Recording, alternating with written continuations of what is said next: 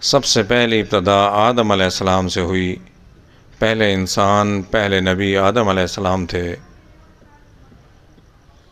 آدم علیہ السلام کے بارے میں اللہ تعالی نے فرمایا فَتَلَقَّى آدَمُ مِن رَبِّهِ كَلِمَاتٍ فَتَابَ عَلَيْهِ، ہم نے القاء کیا آدم علیہ السلام کو کلمات جو انہوں نے دعا فرمائی، ربنا ظلمنا انفسنا، جبل رحمت پہ عرفات میں آدم علیہ السلام اور اماں حوا دونوں نے دعا کی۔ ربنا ظلمنا جمع کا صیغہ ہے، انفسنا اے اللہ ہم نے اپنے ساتھ خود ظلم کیا، اپنی جان کے ساتھ، وَإِن لَّمْ تَغْفِرْ لَنَا، اگر آپ نے ہمیں معاف نہ فرمایا، ہماری مغفرت نہ فرمائی، لَنَكُونَنَّ مِنَ الْخَاسِرِينَ، ہم خسارے میں ہی رہیں گے۔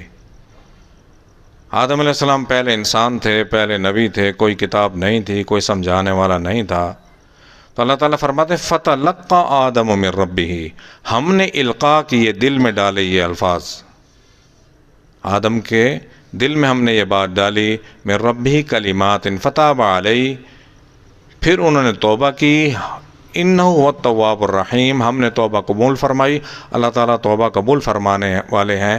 یہ جو القاء ہے یہ وحی خفی ہے، وحی کی ابتدا، وحی خفی کی ابتدا آدم علیہ السلام سے ہوئی ہے۔